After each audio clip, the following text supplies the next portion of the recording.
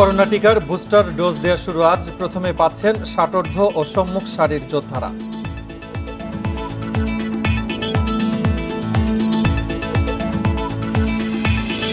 নির্বাচন কমিশন গঠনে রাজনৈতিক দলগুলোর সাথে রাষ্ট্রপতি সংলাপকাল যাচ্ছে না বিএনপি।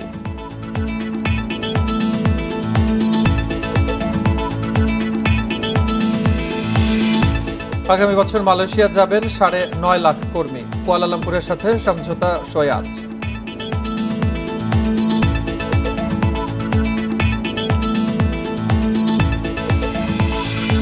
গভীর সমুদ্রে মাছ ধরতে বাংলাদেশি জেলেদের বাধা দিচ্ছে বিদেশিরা, আছে জলদস্যুর উৎপাতও।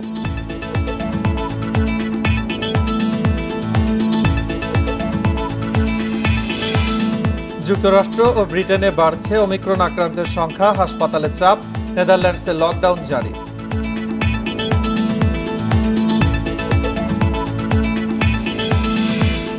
স্বাগত সকাল 9টার 1 ঘন্টার বিরতি ইন্ডিপেন্ডেন্ট সংবাদের সাথে আছি মুজাহিদুল ইসলাম এবং আমি ফারহান আলম। শুনছিলেন শিরোনাম, এবার বিস্তারিত। দেশের অর্ধেক মানুষ করোনার টিকা পেয়েছে। এবার শুরু হচ্ছে বুস্টার ডোজ দেয়া। 60 লাখ ডোজ ফাইজারের টিকা নিয়ে আজ শুরু হচ্ছে কার্যক্রম। ষাটোর্ধ্ব ও সম্মুখ সারির যোদ্ধাদের মধ্যে 24 জনকে প্রথম দিন পরীক্ষামূলকভাবে এ টিকা দেওয়া হবে। দেশে করোনার টিকা দেয়া শুরু হয় চলতি বছরের 27 জানুয়ারি। প্রথম দিন টিকা পায় 26 জন। এর পরের 11 মাসে 1 ডোজ করে টিকা পেয়েছেন দেশের অর্ধেক মানুষ, আর 2 ডোজ টিকা পেয়েছেন 25 ভাগ। এবার শুরু হচ্ছে বুস্টার ডোজ দেয়া। রোববার মহাখালীর বিসিপিএসে এর উদ্বোধন করবেন স্বাস্থ্যমন্ত্রী।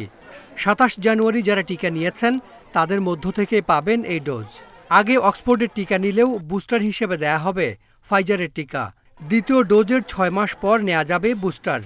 যারা ফ্রন্টলাইন ওয়ার্কার যাদেরকে বলা হয়, সম্মুখ সারির যারা কাজ করেন, কর্মচারী, যোদ্ধা, অর্থাৎ ডাক্তার, নার্স, টেকনিশিয়ানস, পুলিশ বাহিনীর ব্যক্তিরা থাকবে।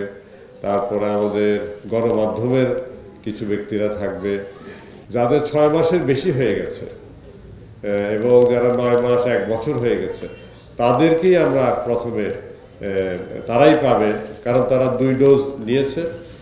বিশ্বের বেশ কিছু দেশে ওমিক্রন ঠেকাতে আগেই শুরু হয়েছে বুস্টার ডোজ দেয়া। এবার দেশে 60 লাখ ফাইজারের টিকা নিয়ে শুরু হচ্ছে কার্যক্রম। চলবে মজুদ সাপেক্ষে। আমাদের টিকার ইনশাল্লাহ কোনো অভাব হবে না। আমরা ফাইজারের টিকাটাই বুস্টার হিসাবে আপাতত শুরু করব। এটাই WHO অ্যাপ্রুভ করেছে এবং ফাইজার টিকা আমাদের হাতে 60 লক্ষ এখন আছে। আগামী মাসে আরও 2 কোটি আসবে। মোট আমাদের একটা 4 কোটির অর্ডার WHO থেকে আমরা পেয়েছি। অক্সফোর্ড, ফাইজার, সিনোফার্ম মিলিয়ে সরকারের কাছে টিকার মজুদ রয়েছে 4,75 lakh dose. Hasan Misbah, independent News, Dhaka. নির্বাচন কমিশন গঠনে সোমবার থেকে শুরু হচ্ছে রাজনৈতিক দলগুলোর সঙ্গে রাষ্ট্রপতির সংলাপ। প্রধান বিরোধী দল জাতীয় পার্টির সঙ্গে আলোচনার মধ্য দিয়ে সংলাপ শুরু হচ্ছে। আওয়ামী লীগ এই সংলাপকে সাধুবাদ জানিয়েছে, তবে উল্টো মত বিএনপির। দলটি রাষ্ট্রপতির সঙ্গে সংলাপে বসবে না। প্রধান নির্বাচন কমিশনার KM নুরুল হুদার নেতৃত্বাধীন বর্তমান কমিশনের মেয়াদ শেষ হবে আগামী 14 ফেব্রুয়ারি। তার আগেই নতুন ইসি নিয়োগ দিতে হবে রাষ্ট্রপতিকে। নতুন ইসি নিয়োগের অংশ হিসেবে সার্চ কমিটি গঠনে সোমবার থেকে রাজনৈতিক দলগুলোর সঙ্গে সংলাপে বসতে যাচ্ছেন রাষ্ট্রপতি। নির্বাচন কমিশন তাদের মানুষের যে প্রত্যাশা পরিপূর্ণভাবে পূরণ করতে পারে নাই, এটা ঠিক। এবং এই দেশে অনেকগুলো ব্যাপারও আছে, কঠিন ব্যাপার আছে, নির্বাচন কমিশন একের উপর নির্ভর করে না। আমরা আমাদের কথা বলবো, একজন নিরপেক্ষ লোক দিতে, যিনি একটা নির্বাচন সুষ্ঠু সুন্দর নির্বাচন করতে পারে, সবার কাছে সুন্দরভাবে গ্রহণযোগ্য হবে। ইসি গঠনে স্বাধীনতার 50 বছরেও আইন না হওয়ায় প্রতিবারই রাজনৈতিক অঙ্গনে মতভেদ তৈরি হয়। জটিলতা এড়াতে গত 2বার সার্চ কমিটির মাধ্যমে ইসি গঠন হলেও বিতর্ক থামেনি। এটা তো একবারে গণতান্ত্রিক পদ্ধতির সবচেয়ে উৎকৃষ্ট পন্থা। এই পন্থায় নির্বাচন কমিশন গঠন হলে কারোর কোনো এই বিষয়ে নিয়ে কোনো বিতর্কের সুযোগ থাকে না। আমরা তো মনে করি যে এটা একটি ইতিবাচক। মাননীয় রাষ্ট্রপতি সব রাজনৈতিক দলের সাথে কথাবার্তা বলে সার্চ কমিটি করে যদি গঠন করেন, এটা তো একটা ভালো ইতিবাচক পদক্ষেপ। বিএনপি এরই মধ্যে রাষ্ট্রপতির এই সংলাপ বয়কটের ঘোষণা দিয়েছে। বিএনপি বলছে এই সংলাপ লোক দেখানো। হোয়াইট হাউস আলোচনা করার জন্য তো বিএনপি ইন্টারেস্টেড হবে না, এই আলোচনা মিনিংফুল হবে না। গতবার আলোচনাতে যাওয়া হয়েছিল, তারপর প্রেক্ষিতে আমরা বিএনপি আওয়ামী লীগের কি বলে বাংলাদেশের ইতিহাস জঘন্যতম ইলেকশন কমিশন পেয়েছি, এবারও এরকম একটা কিছু হবে, সেই জন্য আমরা যাব না। রাষ্ট্রপতি নতুন কমিশন যাদের দিয়ে গঠন করবেন তাদের অধীনে অনুষ্ঠিত হবে দ্বাদশ জাতীয় সংসদ নির্বাচন। Mahmudul Hasan, independent News, Dhaka. ষষ্ঠ ধাপে 219 ইউনিয়ন পরিষদের ভোট 31 জানুয়ারি। শনিবার নির্বাচন কমিশনের বৈঠক শেষে এ তথ্য জানান ইসি সচিব। তফসিল অনুযায়ী মনোনয়নপত্র জমার শেষ দিন 3 জানুয়ারি, যাচাই বাছাই করে 6 আর প্রার্থিতা প্রত্যাহারের শেষ দিন 13 জানুয়ারি। প্রধান নির্বাচন কমিশনার KM নুরুল হুদার সভাপতিত্বে 91তম কমিশন সভা অনুষ্ঠিত হয় শনিবার বিকেলে। সভার মূল আলোচ্য বিষয় ছিল ষষ্ঠ ধাপের ইউপি নির্বাচনের তফসিল। বৈঠক শেষে নির্বাচন কমিশন সচিব জানান, সারা দেশের 219টি ইউনিয়ন পরিষদে ভোট গ্রহণ হবে 31 জানুয়ারি। মনোনয়নপত্র দাখিলের শেষ তারিখ 3 জানুয়ারি 2022। প্রার্থিতা প্রত্যাহারের শেষ তারিখ 13 জানুয়ারি 2022। প্রতীক বরাদ্দ 14 জানুয়ারি 2022 এবং ভোট গ্রহণ 31 জানুয়ারি 2022। এটি বর্তমান ইসির শেষ তফসিল কিনা এমন প্রশ্নে সচিব বলেন, ফেব্রুয়ারির মধ্যে অন্য কোনো নির্বাচন অনুষ্ঠানের প্রয়োজন হলে তা করবে কমিশন। তিনি জানান, এ নিয়ে 6 ধাপে 3992টি ইউপির তফসিল ঘোষণা করা হলো। 325টি ইউনিয়ন পরিষদ থেকে আমরা যেটা করেছি সেটা 219টি ইভিএমের মাধ্যমে করব। আর বাকি যে ইউনিয়ন পরিষদগুলো, সেগুলো কোনো কোনো ইউনিয়ন পরিষদে আমাদের দেখা যাচ্ছে যে ওয়ার্ড বিভাজন কার্যক্রম সম্পন্ন হয় নাই, এরকম রয়েছে।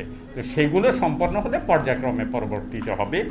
ইসি সচিব জানান, পোস্টাল ব্যালটকে ই ব্যালটে রূপান্তর করা যায় কিনা সে বিষয়ে আলোচনা হয়েছে কমিশন সভায়।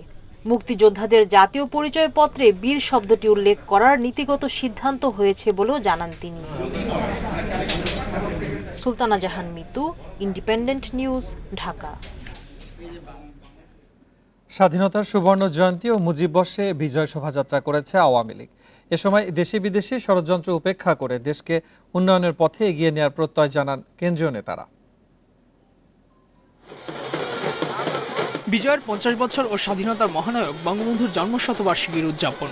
অংশ নেয় আওয়ামী লীগ ও সহযোগী সংগঠনের বিপুল সংখ্যক নেতাকর্মীরা। জাতীয় ও দলীয় পতাকার পাশাপাশি ছিল রং বেরঙের ব্যানার, ফেস্টুন। বিজয় শোভাযাত্রায় কেউ কেউ ফুটিয়ে তুলেছেন মুক্তিযুদ্ধের আবহ। ঐতিহাসিক সোহরাওয়ার্দী উদ্যান থেকে শুরু হয় আওয়ামী লীগের বিজয় শোভাযাত্রা। শাহবাগ, সায়েন্স ল্যাব, কলাবাগান হয়ে ধানমন্ডি 32 নম্বরে গিয়ে শেষ হয় এই কর্মসূচি। এর আগে সংক্ষিপ্ত সমাবেশে বক্তব্য রাখেন আওয়ামী লীগ নেতারা। তাদের অভিযোগ, দেশের উন্নয়ন অগ্রযাত্রা বাধাগ্রস্ত করতে দেশি বিদেশি ষড়যন্ত্র চলছে। সব বাধা উপেক্ষা করে বঙ্গবন্ধুর স্বপ্ন পূরণে দেশকে এগিয়ে নিয়ে যাচ্ছেন প্রধানমন্ত্রী শেখ হাসিনা। এখনো ষড়যন্ত্র চলছে, এখনো সাম্প্রদায়িকতা সৃষ্টির মাধ্যমে বাঙালির ঐক্য ফাটল ধরবার চেষ্টা চলছে।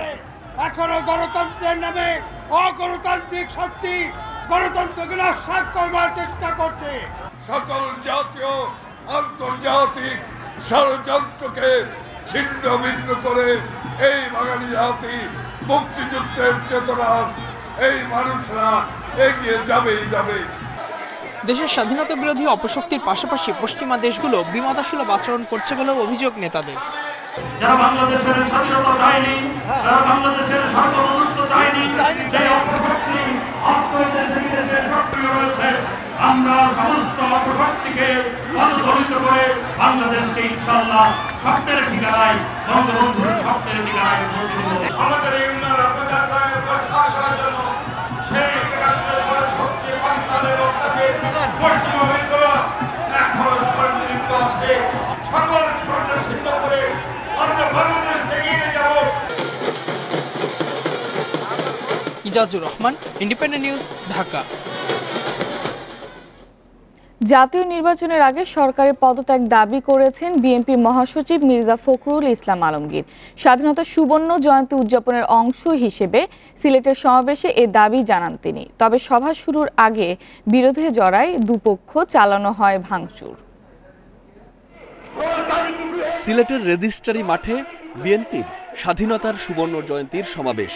তবে দলের মহাসচিব মির্জা ফখরুল ইসলাম আলমগীর মঞ্চে ওঠার আগেই বাধে গন্ডগোল। দর্শক সারিতে বসা নিয়ে সংঘাতে জড়ায় দুই পক্ষ, চালানো হয় ভাঙচুর। পরিস্থিতি নিয়ন্ত্রণে আসার পর মঞ্চে ওঠেন মির্জা ফখরুল। কর্মীদের বলেন, বিরোধে জড়ানোর সময় এখন নয়। আমরা নিজেরা যেন ছোটখাটো জিনিস নিয়ে ঝগড়া না করি, বিবাদ না করি। আমাদের এখন একটাই কাজ, আমরা সমস্ত মানুষগুলোকে ঐক্যবদ্ধ করে তুলব। পরে খালেদা জিয়ার বিদেশে চিকিৎসা নিশ্চিতে সবাইকে ঐক্যবদ্ধ হওয়ার আহ্বান জানান তিনি। ভোট প্রশ্নে বলেন, নিরপেক্ষ সরকারের অধীনেই করতে হবে জাতীয় নির্বাচন। নির্বাচন খেলা দিয়ে লাভ হবে না। নির্বাচন দিতে হলে অবশ্যই আগে সরকারকে পদত্যাগ করতে হবে এবং নিরপেক্ষ সরকারের অধীনে নির্বাচন দিতে হবে। সুবর্ণ জয়ন্তী উদযাপনের এ সমাবেশে খন্দকার মোশাররফ হোসেন, হাফিজ উদ্দিন আহমেদ সহ বক্তব্য রাখেন বিএনপির কেন্দ্রীয় নেতারা। Independent news desk. ইউপি নির্বাচনে প্রতিপক্ষকে দাঁড়াতেই দিচ্ছে না ক্ষমতাসীনরা, এমন অভিযোগ করেছেন জাতীয় পার্টির চেয়ারম্যান জিএম কাদের। শনিবার জুরাইনে বিজয় দিবসের আলোচনা সভায় নির্বাচনে জাতীয় পার্টির প্রার্থীদের মারধর ও মনোনয়ন প্রত্যাহারের চাপ দেওয়া হয়েছে বলেও অভিযোগ করেন তিনি। জিএম কাদের বলেন, আওয়ামী লীগ ও বিএনপি বারবার ক্ষমতায় গিয়ে বৈষম্য সৃষ্টি করেছে। এই দুই দল স্বাধীনতার মূল চেতনা থেকে দেশকে দূরে সরিয়ে দিয়েছে বলেও দাবি তার।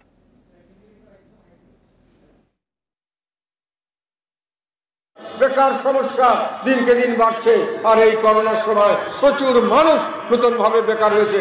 তাদের দিকে কোনো দৃষ্টি কেউ দেওয়ার আমরা দেখছি না। যে সাহায্য দেওয়া হয় সেই সাহায্য নিয়ে লুটপাট হয়, সেই সাহায্য নিয়ে দলীয়করণ হয়, দলের লোকদের দেওয়া হয়, সাধারণ মানুষ সেখানে পায় না। রায়ের পর অনুলিপি পেতে বিচার প্রার্থীদের যেন আদালতের বারান্দায় ঘুরতে না হয়, সেই জন্য সংশ্লিষ্টদের সতর্ক থাকতে বলেছেন রাষ্ট্রপতি। শনিবার বিকেলে সুপ্রিম কোর্ট দিবসের আলোচনা সভায় যোগ দিয়ে বিচারিক কর্মকাণ্ড ডিজিটাল করার তাগিদ দেন তিনি। সুপ্রিম কোর্ট দিবসে সুপ্রিম কোর্ট প্রশাসনের আলোচনা সভায় বঙ্গভবন থেকে ভার্চুয়ালি যুক্ত হন রাষ্ট্রপতি। নিজ বক্তব্যে তিনি বলেন, যে হারে মামলা বাড়ছে চাপ কমাতে বিচারকদের আরও বেশি কাজ করতে হবে। পাশাপাশি রায়ের কপি পেতে যেন ভোগান্তি না হয় সেজন্য বিচারকদের আরও মনোযোগী হওয়ার আহ্বান তার। মামলার পরিমাণ দিন দিন যে হারে বাড়ছে সেটাকে আয়ত্তের মধ্যে আনতে হলে বিচারকদেরকে আরও বেশি কাজ করতে হবে। সরকার বিচার বিভাগের স্বাধীনতায় দৃঢ়ভাবে বিশ্বাস করে এবং বিচারকদের সুযোগ সুবিধা বৃদ্ধির জন্য আন্তরিক প্রয়াস চালিয়ে যাচ্ছে। কিন্তু বিচারকদের খেয়াল রাখতে হবে, মামলার রায় হওয়ার পর রায়ের কপি পাওয়ার জন্য বিচার প্রার্থীদের যেন আদালতের বারান্দায় ঘোরাঘুরি করতে না হয়। ন্যায় বিচার প্রতিষ্ঠায় সুপ্রিম কোর্ট অগ্রণী ভূমিকা রাখছে জানিয়ে আইনমন্ত্রী বলেন, দেশে যে বিচারহীনতার সংস্কৃতি শুরু হয়েছিল তা বন্ধ করেছে সর্বোচ্চ আদালত। এছাড়া বিচার ব্যবস্থা ডিজিটালে 2200 কোটি টাকা ব্যয় ই জুডিশিয়ারি বাস্তবায়নের পরিকল্পনার কথাও জানান তিনি। বিচার বিভাগ আরও এগিয়ে নেওয়ার জন্য গোটা বিচার ব্যবস্থাকে ডিজিটাইজেশনের আওতায় আনা প্রয়োজন। এই জন্য 2200 কোটি টাকা ব্যয় ই জুডিশিয়ারি প্রকল্প হাতে নেওয়া হয়েছে। এছাড়া ডিজিটাল আর্কাইভের জন্য 20 কোটি টাকা এবং প্রশিক্ষণের জন্য 8 কোটি টাকা বরাদ্দ দেওয়া হয়েছে। শক্ত আইনি কাঠামো থাকার পরও নারীরা বিচার বঞ্চিত উল্লেখ করে নারী ও প্রান্তিক জনগোষ্ঠীর ন্যায় বিচার নিশ্চিতে সংশ্লিষ্টদের দৃষ্টি আকর্ষণ করেন স্পিকার শিরিন শারমিন চৌধুরী। আমাদের দেশের নারীরা যাতে তাদের অধিকার আদায়ে পিছিয়ে না থাকেন এবং আইনের আশ্রয় লাভের যে সুযোগ সেগুলো গ্রহণের ক্ষেত্রে যে বাধাগুলো আছে সেগুলো সরিয়ে তারা যেন সুবিচারের জন্য এগিয়ে আসতে পারেন, সেই বিষয়টি নিশ্চিতকরণে আমাদের সকলকেই আরও অনেক সংবেদনশীল হতে হবে। 1972 সালের 18 ডিসেম্বর শুরু হয় উচ্চ আদালতের কার্যক্রম। 2017 সালের 25 অক্টোবর সুপ্রিম কোর্টের ফুলকোর্ট সভার সিদ্ধান্তে এদিন সুপ্রিম কোর্ট দিবস পালন করা হয়। আল আমিন হোসেন, ইন্ডিপেন্ডেন্ট নিউজ, ঢাকা। শীত জেঁকে বসতে শুরু করেছে দেশের বিভিন্ন জেলায়। গত এক সপ্তাহ ধরে কমতে শুরু করেছে তাপমাত্রা। শীত আরও বাড়বে বলে জানিয়েছে আবহাওয়া অফিস। এদিকে শীতে কাঁপছে পঞ্চগড়, ঠাকুরগাঁও, রংপুর সহ উত্তরাঞ্চল। বাড়ছে ঘন কুয়াশায়, সেই সাথে ভোগান্তিতে পড়েছে নিম্ন আয়ের মানুষ। ক্ষতির মুখে ফসল, শীত বাড়ার সাথে সাথে হাসপাতালগুলোতে বাড়ছে শীতজনিত রোগীর সংখ্যা। পশ্চিমাঞ্চলের জেলাগুলোতেও জেঁকে বসতে শুরু করেছে শীত। গত সপ্তাহ ধরে চুয়াডাঙ্গা জেলায় তাপমাত্রা 10 থেকে 13 ডিগ্রির মধ্যে ওঠানামা করছে। বেশিরভাগ সময় তাপমাত্রা থেকেছে 12 ডিগ্রির নিচে। এছাড়া গত 4 দিন ধরে মেহেরপুরে তাপমাত্রা থাকছে 12 ডিগ্রিতে। শীত বেশি হয়, কমে গেছে মানুষের স্বাভাবিক চলাচল।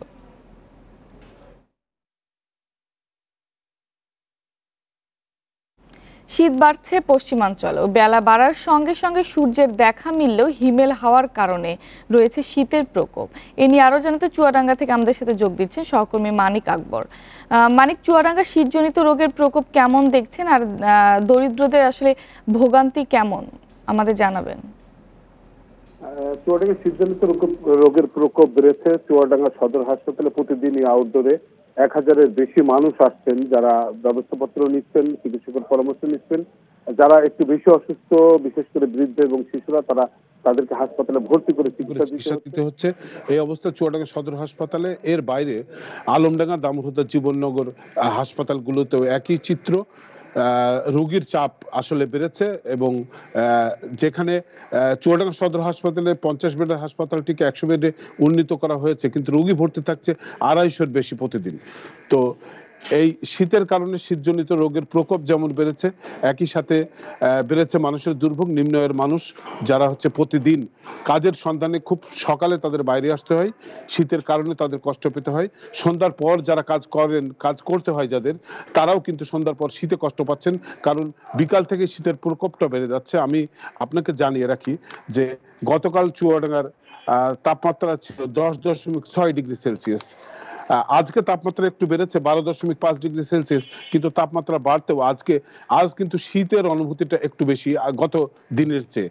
গত এক সপ্তাহ ধরে শীতের যে প্রকোপ ছিল, আজকে একটু বেশি, কারণে যে আজকে সকাল থেকে আছে বেশ বাতাস থাকার কারণে শীত অনুভূত হচ্ছে বেশি। এবং গতকাল রাতে আমি দেখেছি রাত 9টার পর রাস্তাঘাট একেবারে ফাঁকা হয়ে গিয়েছিল এবং মানে মানুষ শীতের প্রকোপ থেকে বাঁচার জন্যই দ্রুত ঘরে ফিরে গিয়েছে। এই অবস্থা চুয়াডাঙ্গাতে চলছে গত এক সপ্তাহ ধরে। এক সপ্তাহের ভেতরে শীতের তাপমাত্রা নিচের দিকে ছিল। আবহাওয়া কর্মকর্তারা বলেছেন যে তাপমাত্রা আরো নিচের দিকে নামতে পারে এবং শীতের প্রকোপ বাড়তে পারে, যেটার আলামত আমরা আজকে সকাল থেকে পাচ্ছি। শীত বেশি, আর এই শীতের কারণে কৃষি ফসলের যাতে ক্ষতি না হয়, এজন্য কৃষকরা চেষ্টা করছেন তাদের কৃষি ফসলটা পরিচর্যা বেশি নিতে। তো এই ছিল আমার কাছে শীতের পরিস্থিতি চুয়াডাঙ্গার। চুয়াডাঙ্গা থেকে এতক্ষণ আমাদের সাথে যুক্ত ছিলেন মানিক আকবর। এবার আমরা চলে আছি রংপুরে। রংপুর সহ উত্তরাঞ্চলে বাড়ছে শীত, সেই সাথে বাড়ছে ঘন কুয়াশা। এতে ভোগান্তিতে দরিদ্র নিম্ন আয়ের মানুষ। শীত বাড়ার সাথে সাথে রংপুর মেডিকেল কলেজ হাসপাতালে বাড়ছে শীতজনিত রোগীর সংখ্যাও। এ নিয়ে আরও জানতে রংপুর থেকে আমাদের সাথে যোগ দিচ্ছেন সহকর্মী নজরুল ইসলাম। নজরুল, রংপুরে আজ তাপমাত্রা কত দেখছেন, আর শীতের তীব্রতা কেমন দেখছেন? দরিদ্রের সহায়তা কোনো উদ্যোগ নেওয়া হয়েছে কিনা আমাদের জানাবেন। আসলে আজকে তাপমাত্রা 13.2 ডিগ্রি সেলসিয়াস এবং পঞ্চগড়ে তেঁতুলিয়া 9.6 ডিগ্রি সেলসিয়াস সর্বনিম্ন তাপমাত্রা। তবে আমি যদি বলি যে এই তাপমাত্রা কিন্তু বাড়ার সাথে সাথে আমরা দেখেছি যে অর্থাৎ শীতের যে প্রকোপটা এটি বেড়ে গেছে। আজকে যে ঠান্ডা এটি কিন্তু খুবই ঠান্ডার অনুভব করা যাচ্ছে। তবে সকাল থেকে আমরা দেখেছি যে লোকজন কিন্তু ভিড় করছে মেডিকেল কলেজ হাসপাতালগুলোতে। আমি যদি একটু দেখাই যে রংপুর মেডিকেল কলেজ হাসপাতালে এই পর্যন্ত রোগীর সংখ্যা, অর্থাৎ শীতজনিত রোগ নিয়ে আক্রান্ত হয়ে যারা ভর্তি হয়েছে শিশুরাই বেশি। তবে এ পর্যন্ত আমরা যেটা তথ্য নিয়েছি সেটা প্রায় 170 জনের উপরে কিন্তু এই রংপুর মেডিকেল কলেজ হাসপাতালে। এই আপনি নিচে দেখতে পাচ্ছেন যে আমি এটি কিন্তু একটা ওয়ার্ডে দাঁড়িয়ে আছি, সেখানে কিন্তু আমি নিচে যারা শুয়ে আছে এটি কিন্তু নিচে, আর বেডে কিন্তু এখন জায়গা পাচ্ছে না। হিমশিম করতে হচ্ছে চিকিৎসকদের, কারণ এত পরিমাণ রুগী আসছেন বিভিন্ন জায়গা থেকে। সব থেকে বেশি কিন্তু পঞ্চগড় থেকে রুগী আছে। আমি একটু আগে কয়েকজন রুগীর স্বজনের সাথে কথা বলেছি, তারা যেমন জেনেছেন তাদের বাচ্চার খিঁচুনি এবং ডায়রিয়া, নিউমোনিয়া আক্রান্ত হয়ে তারা কিন্তু চলে আসছেন মেডিকেল কলেজ হাসপাতালে উন্নত চিকিৎসা নেওয়ার জন্য। এটি কিন্তু 1000 শয্যা বিশিষ্ট একটা হাসপাতাল। তারপরে আমরা দেখেছি যে প্রতিটি ওয়ার্ডে কিন্তু গাদাগাদি করে মানুষ কিন্তু নিচে শুয়ে আছে এবং শীত না অর্থাৎ আসন না দিতে পাওয়ার কারণে কিন্তু তারা নিচেই এই কষ্টের মধ্যে তারা আছেন। চিকিৎসা সেবা নেওয়ার জন্য। তবে আগামী দিনগুলোতে বাড়ার যে অর্থাৎ বাড়বে এটি কিন্তু চিকিৎসকের পক্ষ থেকে বলা হচ্ছে। আমি একটু আগে পরিচালকের সঙ্গে কথা বলেছি, তিনি যেমনটি জানিয়েছেন যে গত কয়েকদিন ধরে রোগীর সংখ্যাটা আস্তে আস্তে বেড়ে যাচ্ছে এই মেডিকেল কলেজ হাসপাতালে। 2টি ওয়ার্ড রয়েছে, আরও ওয়ার্ড বাড়ার তারা পরিকল্পনা নিচ্ছেন। আজকে কিছু পরিদর্শন করেছেন তিনি যেমনটি জানিয়েছেন যে আরও কোনো ওয়ার্ডে এই শিশুদের চিকিৎসা দেওয়া যায় কিনা এবং যারা ঠান্ডাজনিত আক্রান্ত হয়ে ভর্তি হয়েছেন তাদের চিকিৎসা দেওয়া যায় কিনা। আরেকটা বিষয় আপনি জানতে চেয়েছেন যে নিম্ন আয়ের মানুষ তারা কী অবস্থা আছে। আসলে রংপুর মেডিকেল কলেজ হাসপাতালে নিম্ন আয়ের মানুষ যারা রয়েছে তারা কিন্তু বিভিন্ন জায়গাতে যারা কাজ করতে এবং খেতে কাজ করছেন তারা কিন্তু কাজ করতে পারছেন না। কারণটা হচ্ছে তাদের যে দুর্দশা, অর্থাৎ শীতের কারণে তারা কিন্তু ঘর থেকে বের হতে পারছেন না। এবং জমিতে যারা কাজ করতে চায় ফসলের জমিতে, তারা ফসলের জমিতে গিয়েও কিন্তু কাজ করতে পারছেন না, কারণ কুয়াশা এবং ঠান্ডার কারণে। আর সব থেকে বেশি কিন্তু ভোগান্তিতে পড়ছেন নিম্ন আয়ের মানুষ। শীতের পরিস্থিতি বিষয়ে জানাতে রংপুর থেকে এতক্ষণ আমাদের সাথে যুক্ত ছিলেন নজরুল ইসলাম। গভীর সমুদ্রে বাংলাদেশের সীমানায় মাছ শিকারে ভারতীয় ও মিয়ানমারের জেলেদের অত্যাচারে অতিষ্ঠ জেলেরা, সেই সাথে আছে জলদস্যুদের উৎপাত। নিরাপত্তার স্বার্থে নিজেদের মধ্যে যোগাযোগ রক্ষায় ওয়াকিটকি ব্যবহারের সুযোগ চেয়েছেন জেলেরা। ট্রলার মালিক সমিতি বলছে অনুমতি মিললেও অর্থাভাবে ওয়াকিটকি সরবরাহ করা সম্ভব হচ্ছে না। বঙ্গোপসাগরে ভারত ও মিয়ানমার থেকে 2 দফায় 1,18,113 বর্গ কিলোমিটার সমুদ্র সীমা জয়ের সুফল পুরোপুরি পাচ্ছে না দেশের জেলেরা। জলদস্যুদের আক্রমণের পাশাপাশি ভারত ও মিয়ানমারের জেলেদের আধিপত্যে দিশেহারা তারা। ভারতের ছেলের তো অত্যাচারিত, আমরা নদীতে যাইতে পারি না, তাকে অত্যাচারিত বেশি। এরা ধরেন আপনার হেয়ারা অত্যাচার করতেছে, ধরেন এই যে লোকগুলা আমরা যাইলে ধরেন হেয়ারা তো লোক বেশি থাকে, তো আমাকে লগে ধরেন এখন জালে জালে বাঁধলে যদি কোনো আমরা আন্দোলন করি এই হেয়ারা চোরা আর গুলি করা ধরে। বাংলাদেশের সমুদ্র সীমায় অন্য দেশের জেলেদের মাছ শিকারে কেউ বাধা দিলে তাকে মারধর, এমনকি ধরে নিয়ে যাওয়া হয় বলেও অভিযোগ রয়েছে। স্থানীয়রা বলছেন প্রতিবেশী দেশের জেলেদের হাতে অকিটকি থাকায় দ্রুত সংঘবদ্ধ হতে পারছেন তারা। এদিকে প্রশাসনের কাছে সহায়তা চেয়ে উল্টো বিড়ম্বনায় পড়তে হয় বলেও অভিযোগ জেলেদের। একজনের লাগে যদি একটা গন্ডগোল বাজে ওয়ারলেস করে দেবে, বেগুলো আসি ঘিরে দিয়ে না, পরে কেউ মাছ দূর করে অত সাবাল লেয়া যায় না, মানুষ মারিয়া লাগে, মানুষ লেয়া যায়। ফরেস্টের ওই আন্ডারে গেলেই সুন্দরবনে তেল দেওয়া লাগবে, টাকা দেওয়া লাগবে। এই অবস্থায় জেলেদের অকিটকি দেওয়ার পরিকল্পনার কথা জানালো ট্রলার মালিক সমিতি। এজন্য সরকারের অনুমতি মিললেও অর্থ সংকটে তা সরবরাহ করা যাচ্ছে না বলে দাবি তাদের। বিটিআরসি থেকে পারমিশন পাইছি সত্য, সব জেলেরা বা সব মালিক সচেতন না এবং সব মালিকরা পারছে না। তবে এরা একটা দাবি করছে যাতে সরকার যেন আর্থিক সহায়তার মাধ্যমে যেন জেলেদেরকে পৌঁছে দিতে পারে, এটাই আমাদের দাবি। জেলেদের নানা অভিযোগ আমলে নিয়ে গভীর সমুদ্রে টহল বাড়ানোর প্রক্রিয়া চলছে বলে জানিয়েছে র্যাব। সহজে অকিটকি ব্যবহারের কারিগরি দিকও যাচাই করবে সংস্থাটি। পার্শ্ববর্তী দেশের বিভিন্ন জেলেরা এখানে আসেন, মাছ ধরেন এবং তাদের উপরে যে বলেছে যে আক্রমণ করেন, এটা অবশ্যই আমরা আমলে নিয়েছি, যথাযথ কর্তৃপক্ষকে জানাবো। দস্যুদের গ্রেপ্তারে কিন্তু আমরা হেলিকপ্টারের মাধ্যমে টহল করেছি এবং ভবিষ্যতেও আমরা এই উপকূল এলাকায় আমরা হেলিকপ্টার টহল অব্যাহত রাখবো। সমুদ্রে যোগাযোগ ব্যবস্থা আরও শক্তিশালী করতে উপকূলীয় এলাকায় মোবাইল নেটওয়ার্ক বাড়াতেও সংশ্লিষ্ট সব পক্ষের সঙ্গে আলোচনা করা হবে বলেও জানিয়েছেন তিনি। Suman Tanvir, independent news, Barguna. মালয়েশিয়ার শ্রমবাজার খুলতে আজ সই হচ্ছে সমঝোতা স্মারক। প্রবাসী কল্যাণ মন্ত্রী জানিয়েছেন আগামী বছর 9.5 লাখ কর্মী রপ্তানির লক্ষ্যমাত্রা ঠিক করা হয়েছে। আর পররাষ্ট্রমন্ত্রী জানিয়েছেন ভবিষ্যতে চালু হবে ই-ভিসা। প্রবাসীদের অবদান স্মরণ করতে 30 ডিসেম্বর প্রবাসী দিবস পালনের প্রস্তাবও তার। করোনার কারণে 2020 ও 2021 সালে বিশ্বের বিভিন্ন দেশের শ্রমবাজার প্রায় বন্ধ ছিল। আগামী বছর সেই পরিস্থিতির উন্নতি হবে বলে আশা সরকারের। রাজধানীর বঙ্গবন্ধু আন্তর্জাতিক সম্মেলন কেন্দ্রে আন্তর্জাতিক অভিবাসী দিবসের অনুষ্ঠানে প্রবাসী কল্যাণমন্ত্রী বলেন 3 বছর পর খুলতে যাচ্ছে মালয়েশিয়ার শ্রমবাজার। রোববার দেশটির সাথে একটি সমঝোতা স্মারক সই হচ্ছে। তিনি আরও জানান আগামী বাজেটে রেমিটেন্স প্রণোদনা 2% থেকে বাড়িয়ে 4% করার প্রস্তাব দেওয়া হচ্ছে। প্রণোদনা তো আপনারা জানেনই কি 2% দেওয়া হচ্ছিল, আমরা কিন্তু প্রস্তাব করেছি কিন্তু এটাকে বাড়ানোর জন্য।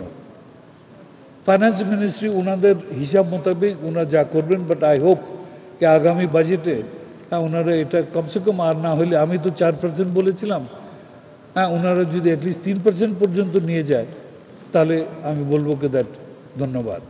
অনুষ্ঠানে পররাষ্ট্রমন্ত্রী বলেন, আগামীতে ই-ভিসা চালু করার প্রকল্প হাতে নেওয়া হয়েছে। এছাড়া প্রবাসীরা যাতে বিদেশ থেকে পাসপোর্টের পাশাপাশি জাতীয় পরিচয়পত্র পায় সে উদ্যোগ নেওয়া হচ্ছে। ইতিমধ্যে পাসপোর্ট আপনার চালু হয়েছে, ইলেকট্রনিক পাসপোর্ট চালু হয়েছে। আমরা আশা করি আগামীতে আমরা ভিসা আমরা চালু করব, তাতে আপনার সেবার মান অনেক অনেক বৃদ্ধি পাবে। মধ্যপ্রাচ্যের দেশগুলোর ফ্লাইট ভাড়া অস্বাভাবিক বাড়ায় প্রধানমন্ত্রীর হস্তক্ষেপ চাইলেন দুই মন্ত্রী। Hasib Mahmud Shah, Independent News, Dhaka. নিত্যপণ্যের চড়া দামে দেশে মূল্যস্ফীতির হার ক্রমে বাড়ছে। অন্যদিকে কেন্দ্রীয় ব্যাংকের নির্দেশের পরও মূল্যস্ফীতির নিচে বেশিরভাগ ব্যাংকের আমানতের সুদ হার। বর্তমানে ব্যাংক আমানতের গড় সুদ হার গত 2 বছরের মধ্যে সবচেয়ে কম। আমানতকারীর স্বার্থ রক্ষায় কেন্দ্রীয় ব্যাংকের কার্যকর ভূমিকা চান অর্থনীতিবিদরা। আমানতকারীদের স্বার্থ রক্ষায় গেল আগস্টে বাংলাদেশ ব্যাংক থেকে প্রজ্ঞাপন দেয়া হয়, মেয়াদি আমানতে সুদহার 3 মাসের গড় মূল্যস্ফীতির থেকে বেশি রাখতে হবে। মূল্যস্ফীতির চেয়ে আমানতের সুদহার বেশি রাখার নির্দেশের পরও আমানতের সুদহার ক্রমেই কমছে। গত জুলাই মাসে দেশে গড় মূল্যস্ফীতি ছিল 5.36%। অক্টোবরে তা পৌঁছায় 5.7%। কিন্তু বাংলাদেশ ব্যাংকের তথ্য বলছে, চলতি বছরের জুলাই থেকে সেপ্টেম্বরে গড় সুদহার 4.09 ভাগ, যা গত 2 বছরের মধ্যে সর্বনিম্ন। সুদের উপরেই সংসার অনেক সময় নির্ভর করে, অনেকে এরকম আছে, অথবা যারা রিটায়ারমেন্ট গেছে তাদের রিটায়ারমেন্ট বেনিফিটেরও এরকম হয়ে থাকে। সার্কুলার দিয়ে বলে দেওয়া হলো যে বিগত 3 মাসের যে ইনফ্লেশন যে রেট থাকবে তার অ্যাভারেজ করে রেট ফিক্সড আপ করতে হবে। ব্যাংকারদের দাবি, স্থায়ী মেয়াদি আমানতে আগের চুক্তি থাকায় গড়ের তেমন পরিবর্তন হচ্ছে না। তবে নির্দেশনার পর নিয়ম মেনেই সুদহার দেয়া হচ্ছে বলে জানান তারা। মার্জিনাল যে নতুন যেসব ডিপোজিটগুলো নেওয়া হচ্ছে সেখানে কিন্তু হায়ার ইন্টারেস্ট রেট দিয়ে নিতে হচ্ছে বাংলাদেশ ব্যাংকের নিয়ম অনুযায়ী। এই নিয়মটা কতখানি ভালো সেটা আমি জানি না, কারণ পৃথিবীর অন্য কোনো দেশে এই ধরনের নিয়ম করা হয় না। অর্থনীতিবিদরা বলছেন, ব্যাংকগুলো আমানতকারীদের ঠকাচ্ছে। আমানতে যে সুদ দেয়া হচ্ছে তা সন্তোষজনক নয়। এজন্য কেন্দ্রীয় ব্যাংকের নজরদারি এবং নিয়ন্ত্রণের দুর্বলতাকেই দায়ী করছেন তারা। ব্যাংকগুলো যেটা করছে আমানতকারীদের কিন্তু ঠকাচ্ছে। এখানে আমি মনে করি কেন্দ্রীয় ব্যাংকের নজরদারি এবং আমি বলি যে নিয়ন্ত্রণের দুর্বলতা আছে, তো বেরিয়ে আসতে হবে। এ অবস্থায় ব্যাংকে টাকা রেখে তেমন লাভ হচ্ছে না গ্রাহকদের।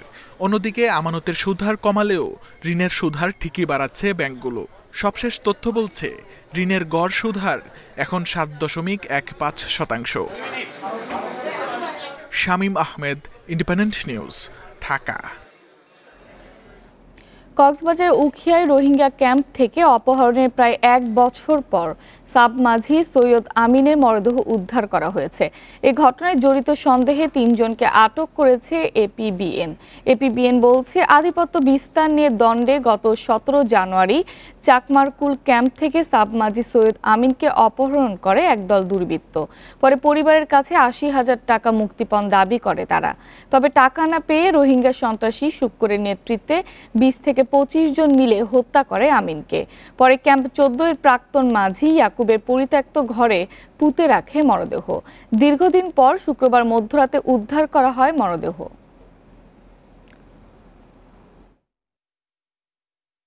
জিজ্ঞাসাবাদে তারা জানায়, চাকমারকুল ক্যাম্প থেকে অপহরণ করে নিয়ে এসে পিটিয়ে হত্যা করে ক্যাম্প 14 এর মাঝি ইয়াকুবের পরিত্যক্ত বাসার মেঝেতে পুঁতে রাখে। গাজীপুর জেলা ছাত্রলীগ নেতা জাহাঙ্গীর চালাচ্ছেন মাদক সিন্ডিকেট। এর সদস্যরা কক্সবাজার থেকে ইয়াবা এনে বিক্রি করে গাজীপুরে। সম্প্রতি চক্রটির 4 সদস্যকে গ্রেফতারের পর গোয়েন্দারা বলছেন, এখন জাহাঙ্গীরকে ধরতেই অভিযান চলছে। কক্সবাজার থেকে ইয়াবা ঢুকছে ঢাকায়, এ তথ্যে যাত্রাবাড়িতে অভিযানে যায় গোয়েন্দারা। একটি প্রাইভেট কার থামিয়ে তল্লাশি চালায় তারা। চালককে জিজ্ঞাসাবাদের পর পাওয়া যায় 25,000 ইয়াবা। আটক হয় 4 জন। অভিযুক্তরা বলছে, পিকনিকের নামে কক্সবাজার গিয়ে ইয়াবা কিনে নেয় গাজীপুরে। পুলিশের চোখ ফাঁকি দিতেই গাড়িতে করা হয় বিশেষ চেম্বার। তাদের দাবি, এ চক্রের মূল ভাগে গাজীপুর জেলা ছাত্রলীগের সাংগঠনিক সম্পাদক জাহাঙ্গীর সরকার। আমরা কক্সবাজার যাই, যারপর মহাসিনের কাছ থেকে মালটা নিই, নেওয়ার পরে নিয়ে এসে রুবেলের কাছে দিই। রুবেল জাহাঙ্গীর সরকারের কাছে দেয়, ও জাহাঙ্গীর সরকার বিক্রি করে। জাহাঙ্গীর বাংলাদেশ ছাত্রলীগ গাজীপুর জেলা ছাত্রলীগের সাংগঠনিক সম্পাদক। গোয়েন্দারা বলছেন ২-৩ বছর ধরে মাদক ব্যবসা করছে জাহাঙ্গীরের এই সিন্ডিকেট। মিয়ানমার থেকে আসা ইয়াবা তারা কেনে কক্সবাজারের পাইকারদের কাছ থেকে। ৭০ টাকার সেই মাদক গাজীপুরে বিক্রি হয় ২৫০ থেকে ৩০০ টাকায়। এবার ধরা পড়েছে ২৫,০০০ পিস, কিন্তু এর আগে তারা ৪০,০০০ ৫০,০০০ পিস ইয়াবাও এনেছে, ৬০,০০০ পিস ইয়াবা এনেছে। তো যেই সোর্স থেকে এনেছে আমরা সেই সোর্সগুলোকে ডিজিটালি অনুসরণ করে কক্সবাজারের আইনশৃঙ্খলা রক্ষাকারী বাহিনী যারা আছে তাদের সাথেও কমিউনিকেট করে তাদের সেই ব্যাকওয়ার্ড লিঙ্কেজের সোর্সকে আমরা খুঁজতে যাব। গোয়েন্দাদের দাবি ছাত্রলীগের নাম ভাঙিয়ে ইয়াবার ব্যবসা নিয়ন্ত্রণ করেন জাহাঙ্গীর। তাকে দ্রুত আইনের আওতায় আনা হবে। মাদক ব্যবসায় তো আসলে কোনো দল নেই, তারা যে কোনো দল হইতে পারে, কিন্তু আমাদের কাছে তো মাদক ব্যবসায়ী, অস্ত্র ব্যবসায়ী, চোরা কারবারি। অতএব আমাদের তদন্তে যেটা আসবে তাদেরকে আমরা আইনের আওতায় নিয়ে আসবো। জাহাঙ্গীরকে গ্রেপ্তারে ঢাকা ও গাজীপুরে অভিযান চলছে বলেও জানিয়েছে গোয়েন্দা police. Masudur Rahman, independent News, Dhaka. Lakshmipur উপজেলার বশিকপুর ইউনিয়নের চেয়ারম্যান পদে আওয়ামী লীগের মনোনয়ন নিয়ে মাঠে এক সময়কার জামায়াতের নেতা আবুল কাশেম জিহাদি। অভিযোগ আছে ২৩ বছর আগে জামায়াত ছেড়ে আওয়ামী লীগে যোগ দেন তিনি। জিহাদের বিরুদ্ধে হত্যাসহ মামলা রয়েছে অন্তত ৭টি।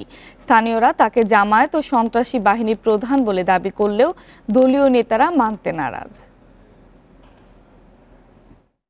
আবুল কাশেম ওরফে কাশেম জিহাদি লক্ষ্মীপুর সদরের ৭ নম্বর বশিকপুর ইউনিয়নের আওয়ামী লীগের চেয়ারম্যান প্রার্থী। অভিযোগ আছে একসময় আবুল কাশেম ছিলেন সন্ত্রাসী দলের প্রধান।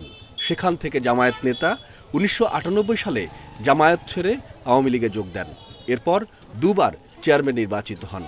নানা সন্ত্রাসী কর্মকাণ্ডের কারণে তার নাম হয়ে যায় জিহাদি কাশেম।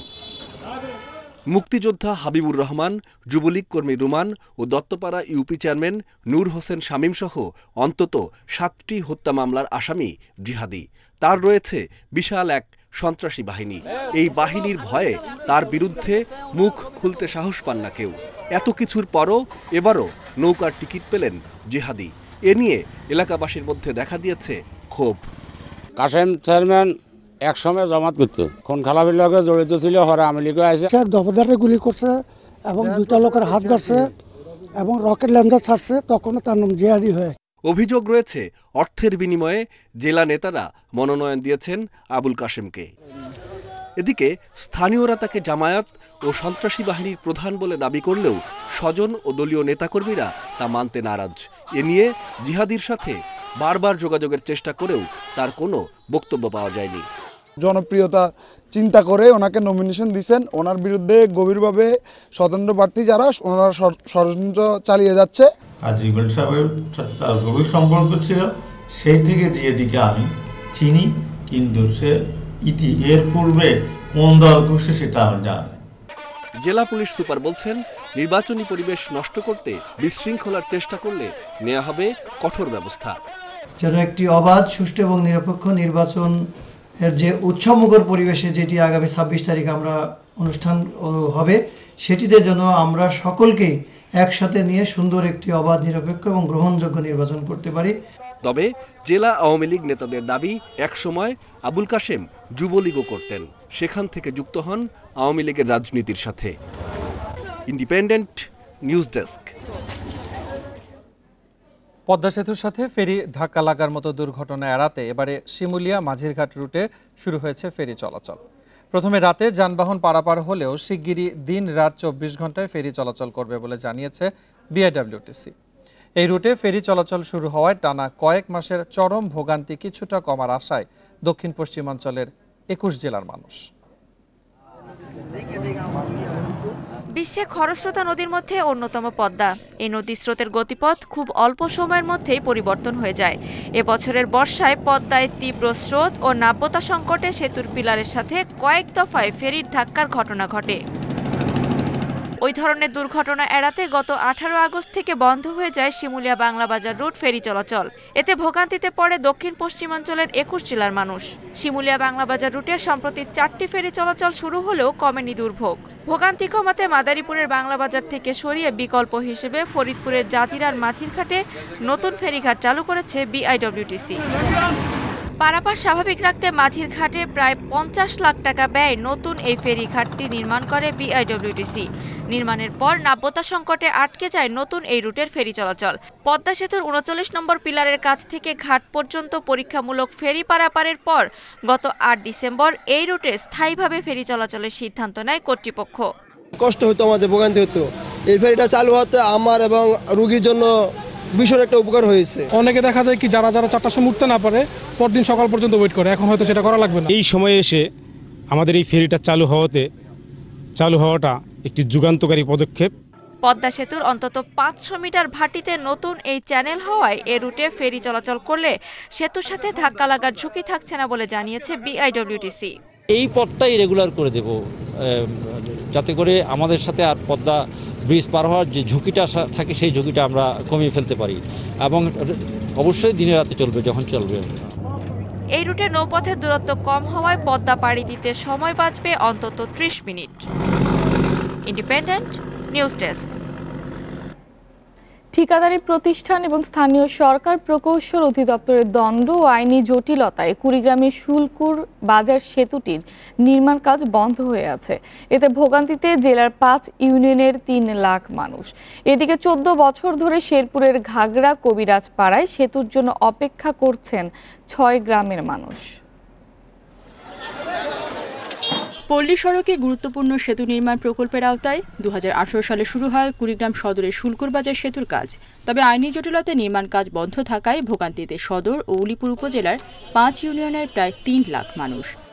এক্সিয়ান আর ঠিকাদার সহ কি যে দণ্ড তাদের, এই দণ্ডের কারণে আমরা তো বুঝতে পারতেছি না। জনগণ এখন ব্রিজ ফেলায় রাখছে, এখন আমাদের এখানে জনগণের চলাচল করতে খুবই সমস্যা হয়ে যাচ্ছে। এরা যাই করুক, আমরা চাই ব্রিজ, আমার জনগণের ব্রিজের দরকার, আমরা ব্রিজ চাই। টেন্ডারের মাধ্যমে সেতুর কাজ পায় ঠিকাদারি প্রতিষ্ঠান messrs Bashundhara and Abu Bakar JV. পরে তাদের কাছ থেকে উপ ঠিকাদার হিসেবে কাজ নেয় মেসার্স আলামিন ট্রেডার্স। তবে নির্ধারিত সময়ে কাজ শেষ না করায় তাদের সাথে চুক্তি বাতিল করে এলজিইডি। এর বিরুদ্ধে হাইকোর্টে রিট করে ঠিকাদারি প্রতিষ্ঠান। তাদের অভিযোগ, এলজিইডির অসহযোগিতা ও কমিশন বাণিজ্যের কারণে কাজ শেষ করতে পারেননি তারা। বর্তমান এক্সিয়ান সাহেব উনি এখানে পশ্চিমবঙ্গে আসার পরে আমার কাছ থেকে কমিশন বাবদ প্রায় 10 লক্ষ টাকারও বেশি দাবি করেন। আমি রাজি না হলে উনি তখন এই কাজটি বাতিল করেন। তবে অভিযোগ অস্বীকার করে এলজিইডি কর্তৃপক্ষ বলছে বিধি মোতাবেক চুক্তি বাতিল করা হয়েছে। কাজটি দীর্ঘদিন বন্ধ রাখার ফলে সদর দপ্তরের প্রকল্প পরিচালক মহোদয়ের অনুমতিক্রমে কাজটি আমরা ঠিকাদার চুক্তি বাতিল করি। 14 বছর ধরে শেরপুরের ঝিনাইগাতি উপজেলার ঘাগড়া কবিরাজ পাড়ায় সেতুর জন্য অপেক্ষা করছেন 6 গ্রামের মানুষ। বছরের পর বছর ধরে বাঁশের সাঁকো দিয়ে ঝুঁকিপূর্ণ পারাপার চললেও এলজিইডি বলছে সেতুর এমন বেহাল দশার কথা জানেন না তারা। যে বৃষ্টির কথা আপনি বললেন, এটা আমি এইমাত্র আপনার মাধ্যমে জানতে পারলাম। ইতিপূর্বে আমাকে কেউ এই ব্যাপারে বলে নাই। বৃষ্টির জন্য সেখানকার জনগণ দুর্ভোগ পোহাচ্ছে। আমি এখন আমার ঊর্ধ্বতন কর্তৃপক্ষকে এই ব্যাপারটা জানাবো। 2007 সালের ঠিকাদারের গাফিলতিতে প্রায় 40 ফুট লম্বা সেতুটি নির্মাণের মাত্র 4 মাসের মধ্যে ভেঙে খালের পাড়িতে পড়ে যায়। রেশমি নন্দী, ইন্ডিপেন্ডেন্ট নিউজ। চাঁপাইনবাবগঞ্জ শহরের বিভিন্ন নর্দমায় শাপলা ও পদ্ম চাষের অভিনব উদ্যোগ নিয়েছে হর্টিকালচার সেন্টার। আগে যেসব নর্দমা থেকে দুর্গন্ধ ছড়াতো, এখন সেখানে রঙিন ফুলের সৌন্দর্য। এতে খুশি শহরের বাসিন্দারা, বলছেন এমন উদ্যোগে পরিবেশের উন্নয়ন হবে। দুর্গন্ধের কারণে যে নর্দমার পাশ দিয়ে হাঁটা দায় ছিল, সেখানে ফুটেছে রঙিন শাপলা। খুব কাছ থেকে সেই সৌন্দর্য উপভোগ করছেন মানুষ। এই চিত্র চাঁপাইনবাবগঞ্জ শহরের। সেখানে বিভিন্ন নর্দমায় শাপলা ও পদ্মফুল চাষ করেছে হর্টিকালচার সেন্টার, যা শহরের সৌন্দর্য বাড়িয়েছে বহুগুণে। আগে তো এসব জায়গাতে আসতে পারতাম না, অনেক জঙ্গল থাকতো, তারপরে এখানে পচা পানির গন্ধ বাড়াতো। পরিষ্কার করে আপনার পদ্ম ফুল লাগানো হয়েছে, আর জায়গাটা সৌন্দর্য অনেক বৃদ্ধি পেয়েছে। চাঁপাইনবাবগঞ্জ হর্টিকালচার সেন্টারের উপপরিচালক মোজদার হোসেন এই উদ্যোগ নেন 2 বছর আগে। শাপলা ও পদ্মের কন্দ সংগ্রহ করে প্রথমে হর্টিকালচার সেন্টারে চাষ করেন, পরে বিভিন্ন নর্দমায় বীজ দেয়া হয়। প্রকল্প আকারে এটি দেশের অন্যান্য অঞ্চলেও ছড়িয়ে দেওয়ার আশা প্রকাশ করেন তিনি। আমি চেষ্টা করছি যে একটা প্রকল্প আকারে নেওয়া যায়। প্রথমেই সারা দেশে আমাদের যেহেতু হর্টিকালচার সেন্টার আছে, ৭৬টা সেন্টারের মাধ্যমে যদি আমরা জনসচেতনতা সৃষ্টি করতে পারি, পাশাপাশি চারাগুলো যদি আমরা সাপ্লাই দিতে পারি, তাহলে মানুষ কিন্তু এখান থেকে সহযোগিতা পাবে। নর্দমায় শাপলা চাষ শুরু হলে সৌন্দর্য বাড়ার পাশাপাশি জাতীয় ফুলটি সংরক্ষণ হবে বলেও মনে করছেন তিনি। Independent news desk. ভারতের দিল্লির একটি আদালতে বোমা বিস্ফোরণ সন্ত্রাসী হামলা নয়, হত্যার উদ্দেশ্যে করা হয়েছিল বলে জানিয়েছে পুলিশ। এ ঘটনায় প্রতিরক্ষা গবেষণা উন্নয়ন সংস্থা DRDO এর এক বিজ্ঞানীকে গ্রেফতার করা হয়েছে। পুলিশ বলছে ব্যক্তিগত বিরোধের জেরে এক আইনজীবীকে হত্যায় এ বিস্ফোরণ ঘটান ভারত ভূষণ কাটারিয়া নামের ওই বিজ্ঞানী। বিস্ফোরণের দিন রোহিণী আদালত প্রাঙ্গণে ১,০০০-এর বেশি যানবাহন ও শতাধিক সিসিটিভির ফুটেজ খতিয়ে দেখা হয়েছে। কাটারিয়া আইনজীবীর ছদ্মবেশ আদালতে যান। বিস্ফোরণের পর সেখান থেকে বেরিয়ে আসেন। ওই দিনের বোমায় বিস্ফোরণ হিসেবে অ্যামোনিয়াম নাইট্রেট ব্যবহার করা হয় বলেও জানানো হয়েছে। পুলিশ বলছে ল্যাপটপ ব্যাগের ভেতর লুকানো ছিল বোমাটি।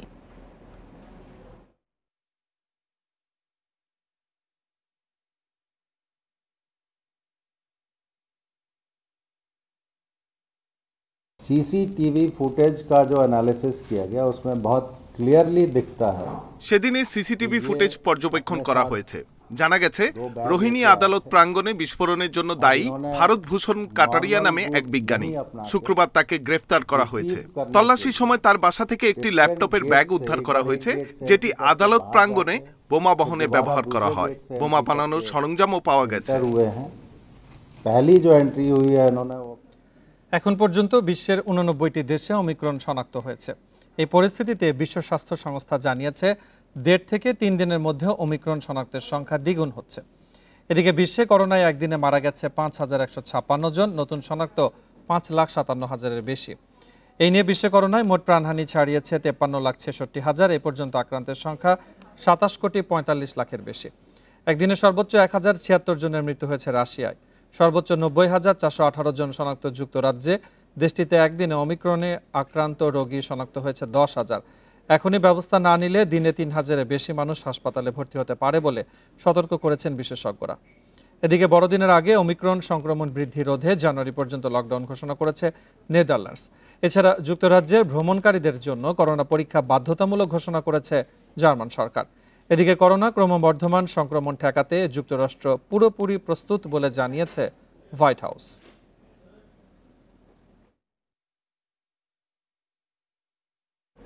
উত্তর কোরিয়ার সর্বোচ্চ নেতা হিসেবে 10 বছর পূর্ণ করতে যাচ্ছেন কিম জং উন। আন্তর্জাতিক নিষেধাজ্ঞা উপেক্ষা করে একের পর এক ক্ষেপণাস্ত্রের সফল পরীক্ষা চালিয়ে হয়েছেন পশ্চিমা বিশ্বের মাথা ব্যথার কারণ। এক দশকে নানা কারণে খবরের শিরোনাম হয়েছেন তিনি। 2011 সালে বাবার মৃত্যুর পর মাত্র 27 বছর বয়সে নিজেকে উত্তর কোরিয়ার সর্বোচ্চ নেতা ঘোষণা করেন কিম জং উন।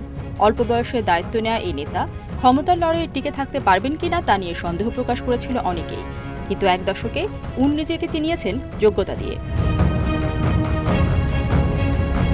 2013 সালে নিজের প্রথম এবং উত্তর কোরিয়ার ইতিহাসে তৃতীয় পারমাণবিক ক্ষেপণাস্ত্রের পরীক্ষা চালান উন। এর মাধ্যমে নিজের অস্তিত্বে জানান দেন তিনি।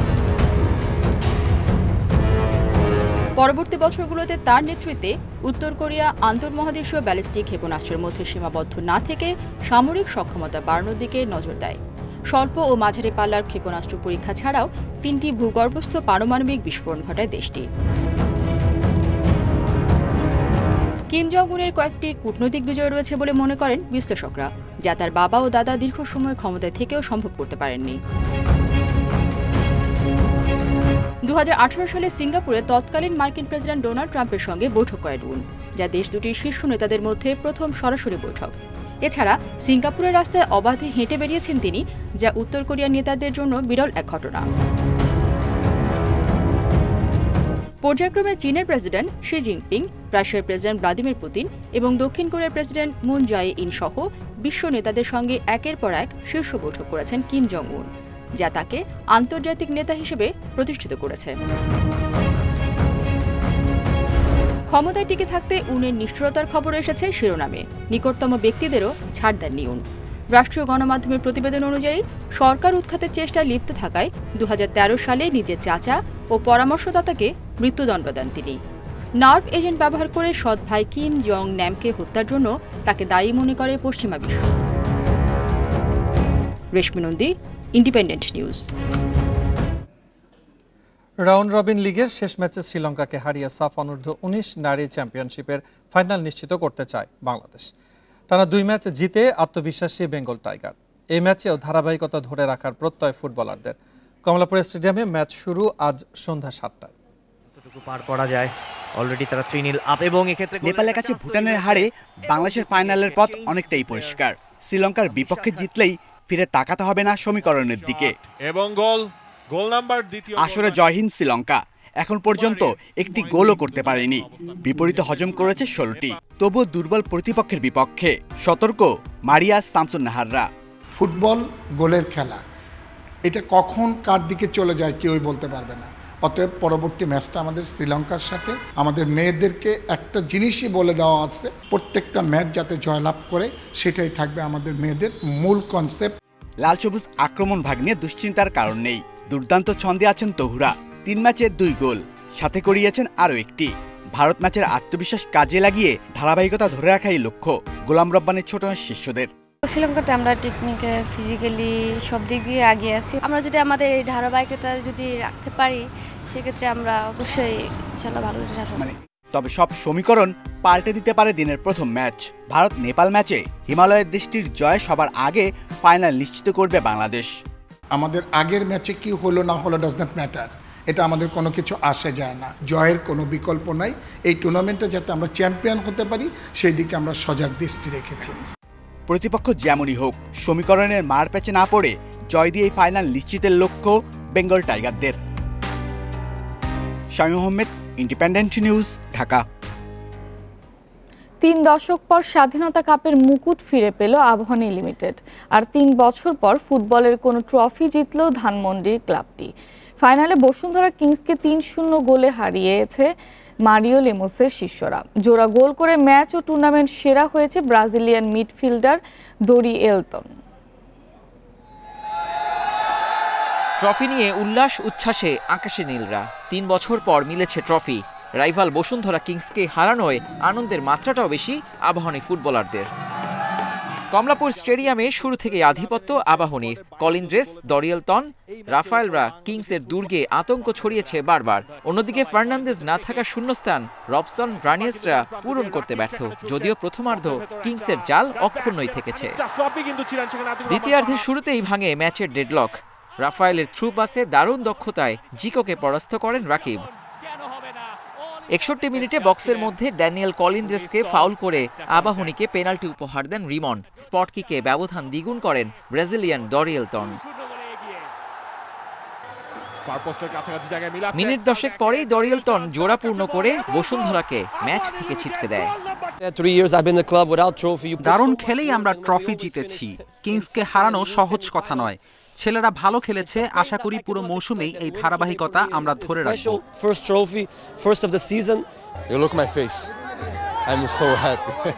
দলের জয়ে অবদান রাখতে পেরে সত্যিই খুব খুশি।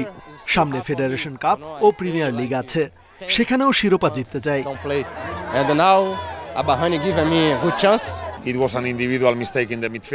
আবাহনী ভালো খেলেছে। আমরা রক্ষণে দুর্বল ছিলাম। বেশ কয়েকজন ফুটবলার ইনজুরিতে থাকায় দলের ভারসাম্য নষ্ট হয়েছে। ফুটবলের কোনো ট্রফি ধানমন্ডির ক্লাবটিতে ফিরল 36 মাস পর, সেটাও এই কিংসকে হারিয়ে 2018 ফেডারেশন কাপ ফাইনালে। Abidur Rahman, independent News, Dhaka. স্বাধীনতা কাপ ফুটবলের ফাইনালে না খেললেও এ ম্যাচের পরে 27 বছরের কেরিয়ারের ইতি টানলেন মিডফিল্ডার প্রাণতোষ কুমার। আবাহনী জার্সিতে সোনালী সময় কাটানোর প্রাণতোষ দীর্ঘ সময় খেলেছেন জাতীয় দলেও।